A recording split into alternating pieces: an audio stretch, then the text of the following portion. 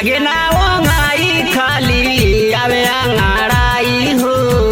लागे ना ओंगाई खाली आवे अंगाड़ाई हो।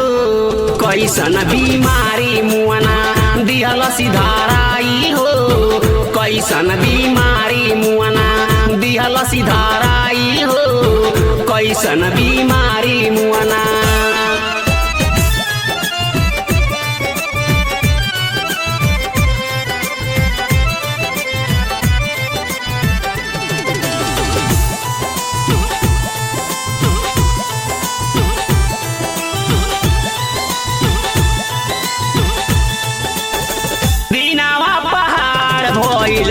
रतिया कटावाना गरमी से भीज जाता ओढ़ाना बिछावाना।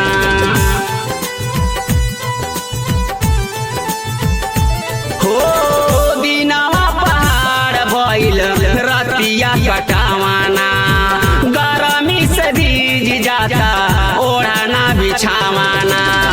बर्फ के पानी लेके करिले ताराई हो। बर्फ के पानी लेके करी हम ताराई हो। कैसन बीमारी मुआना दिहल सिधाराई हो। कैसन बीमारी मुआना दिहल सिधाराई हो।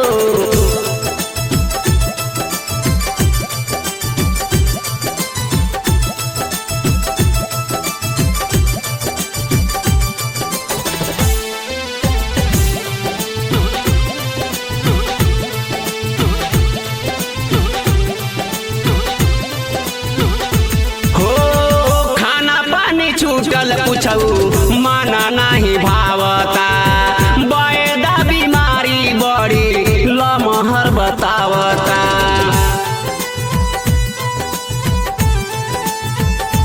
हो खाना पानी छूटल पूछऊ माना नहीं भावता।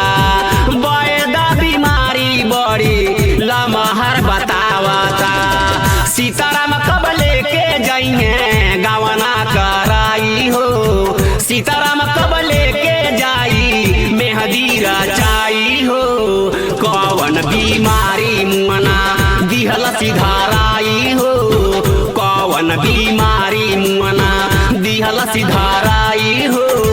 लागे ना ओंगाई खाली आवे अंगाड़ाई हो। लागे ना ओंगाई खाली आवे अंगाड़ाई हो।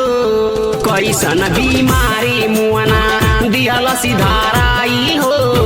कैसन बीमारी मुआना दिहल सिधाराई हो। कैसन बीमारी मुआना।